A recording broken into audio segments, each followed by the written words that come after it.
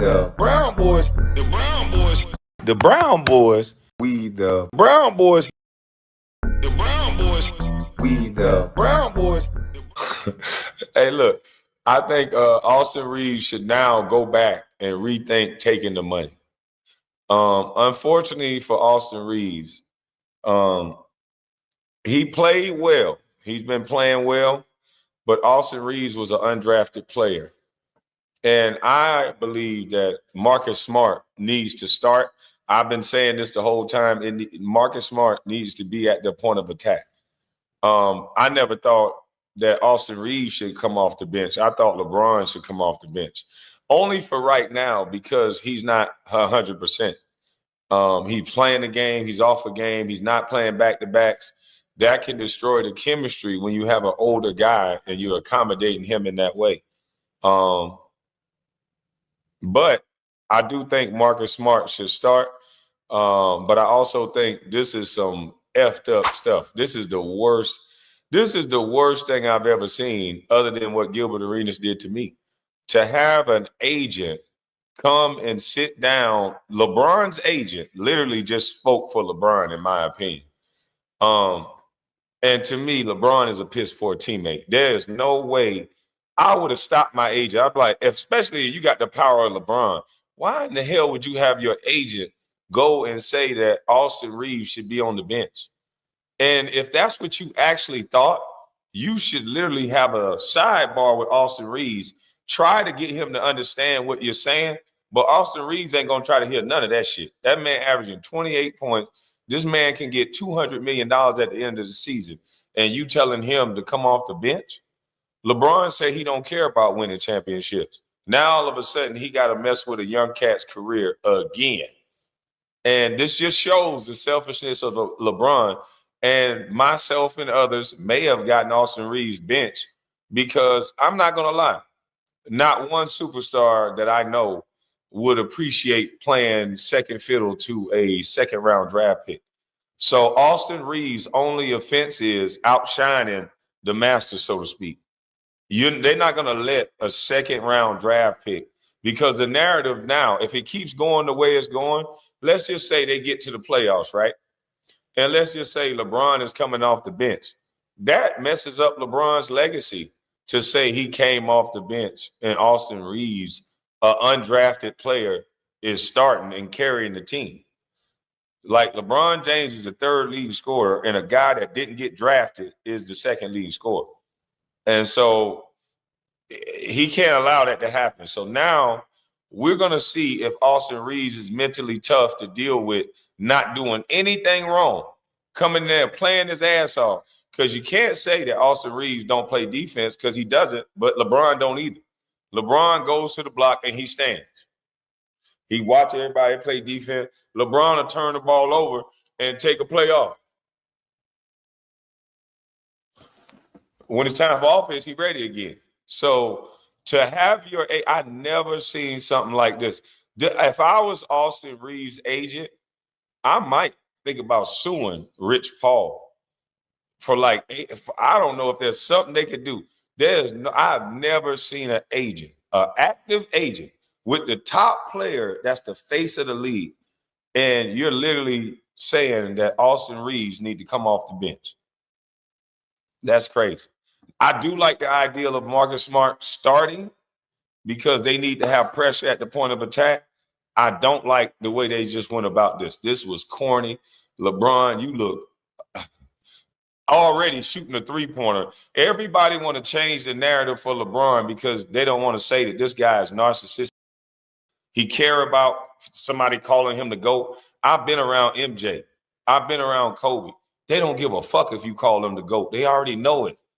Name anybody that got to keep saying what they is. If you a fighter, you ain't got to keep telling nobody you can fight. You just wait for somebody to fuck up and you kick their ass. Everybody know that. All this, that's peacocking because in his heart of hearts, that's why he takes Kobe Bryant Parker's spot. That's why he come there and take his locker. If you respected Kobe, you leave his parking spot. When you paying homage to someone, you leave their locker alone. When you're paying homage to someone, you respect their space. You don't go take everything. How the fuck? I'm paying homage to Kobe, so I'm gonna just wear his jeans. I'm paying homage to Kobe. I'm gonna take his parking spot. Like, that's whack. Like, these guys don't even know how to respect another line. MJ is a GOAT for real. You know why? He don't need your validation or you to tell him. He already know it. When he walk in the room, you already feel it. You know the difference. I don't know why people keep trying to make this a debate. I've said 100 times that you should not do this debate. They don't do this to none of the white football players. They don't keep having a debate about Dan Marino and motherfucking Tom Brady. They let those white boys be great on their own. But for some reason, LeBron can't be great.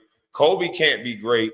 MJ can't be great. We all got to keep fighting about who the greatest. And we ain't going to never get to the end of this shit. So all they doing is monetizing your stupidity to keep talking about the same thing. And if they going to talk about it, then I'm going to talk about it because I'm in the media now. So don't get mad at me. I'm just going to be contrary to the stupid things that they say. Like, I'm not going to sit up here in front like LeBron didn't care about that record. And when he just shot a 3 and stayed in the game with his sore foot just so he can get a meaningless record. That it don't even make sense. LeBron shouldn't even be playing that much. It's early in the season. He's 40. He shouldn't be chasing accolades. Which one is it? Does he got a lot to prove or does he not? Because if he don't have nothing to prove, let those young guys rumble, let those guys roll, and then you play an assist role. It's time for you to move into more of a leadership, mentor, player role. If you're still trying to be LeBron James, hoorah, in the playoffs at the end, I know the ending of this story. It's not going to happen. You 40, 41, dog. That ain't going to happen. Your mind may say that. MJ's mind told him he can get to the playoffs, and as soon as he get in the playoffs, he'll win another championship. Why wouldn't he think that? He's never lost. So MJ is thinking, I don't care what's going to happen. The Magic will crank up again to just get me to the playoffs. I don't lose. That's why he wanted Elton Brand. But LeBron is thinking the same way. And both guys, your body is going to fail you at some point. 40, 41 years old. But for Rich Paul to do what he did on camera, for Max Kellerman and all of these people to push this narrative, LeBron made the right play. What do you mean the right play? It wasn't no pressure on the line.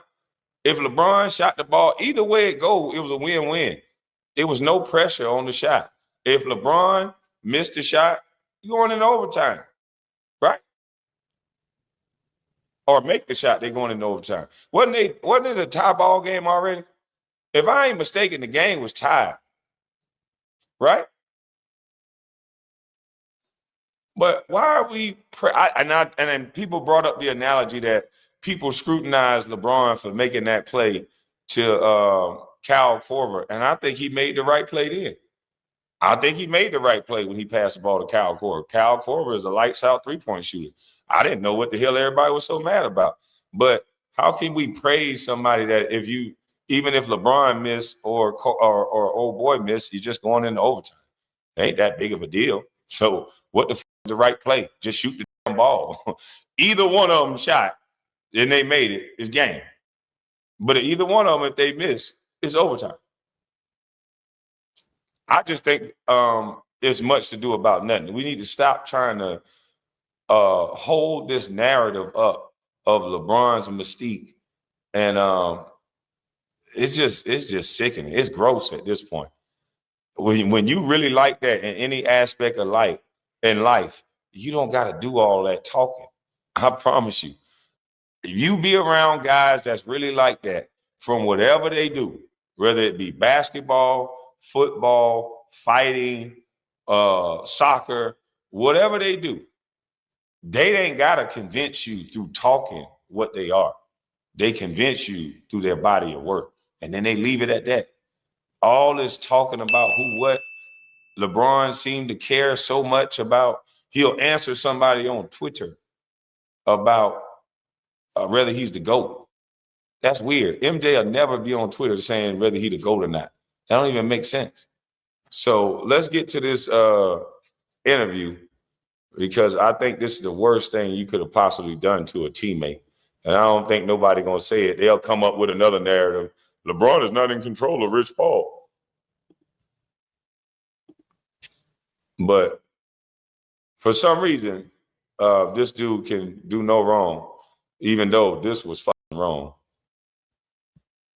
Now, how is Austin Reeves going to feel about this?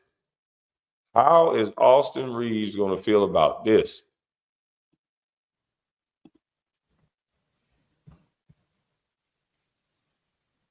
Like Ginobili come off the bench in a contract year, in a contract year where you're trying to get your paper, you playing the right way, you held it in the roll, you held it down for LeBron while he was out hurt, and the thanks you get is go to the bench.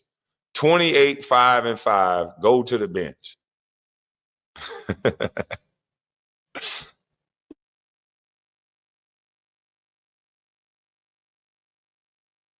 They have enough to get to really contend from that perspective. So OKC is in a class by themselves. Very much. They won 1 million games last year. They won the title. They have one loss and 23-1 now. Can't keep stop up. counting. Right, so it's crazy. They're really good. And I always thought, even last year, it's like, wait, they're this good, and they're going to get Chet Holmgren at a certain point. Like that's a lot, right? Yeah. That's a lot. And here they are. They're rolling now. They're confident because they just won the championship. They're maturing. They're getting better. So, okay, put them aside for a second. You think the Lakers don't fit in with the rest of the pack? They got the second best record in the conference. Yeah, but we've seen that before. That doesn't mean anything. I think when you look, we've seen it, right? We've seen when you have the talent up top that they have, those guys can win games. LeBron right? and Luka. But also Austin's played very well Reeves, this yeah, year. absolutely. He's taking a step. But then things start to really, when you come to back half of the season, where guys are really, now they have their conditioning, they're scouting you different, they're preparing for you more. Yeah. It's one thing. Then when you go into the playoffs, we've seen last year, they ran into athleticism and length. They struggled.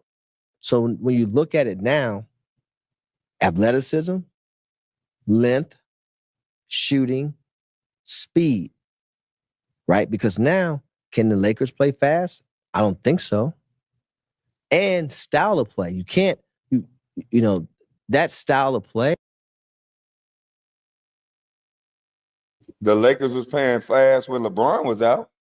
The Lakers can't play fast because of LeBron. He can barely make it down the court on defense. He got 1 or 2 sprints. He sprint out on offense 2 to 3 times, and he's tired as hell for defense. He need 3 to 4 plays off. Like, I don't know what we are not seeing. LeBron need 3 to 4 plays off because he's still running like a locomotive. If you watch that game, he put 29 on him. First of all, I don't even know what kind of defense Philly was playing, but he was running like a locomotive the whole game. He's faster than Reeves and Luka. I'm talking about laterally. At least Austin Reeves try to play D. LeBron is stuck in the mud. He's old. He cannot play defense. Using him at the back line when he does it 2-9, he can't jump up and block shots. He can do the chase down block still, but that's about it. They're going to bench Austin Reeves because it's going to create the narrative. LeBron will have more shots. His average will go up. So then it'll be Luka and LeBron 1 and 2. So now that's more favorable because everybody's okay with Luka leading the team. But it doesn't look right if Austin Reeves is the second leading scorer. If I'm Austin, trade me. Yeah. But it wasn't no drama until LeBron came back. Everywhere LeBron goes is some sort of drama because the game has to change for LeBron. Austin Reeves, as good as he played, has to come out of the lineup because LeBron.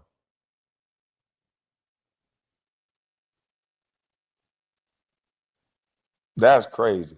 Clutch team trying to undermine Reeves while LeBron sabotaged the whole team. What the hell? LeBron was just down there chilling by the Suns bench, not even thinking about the Lakers.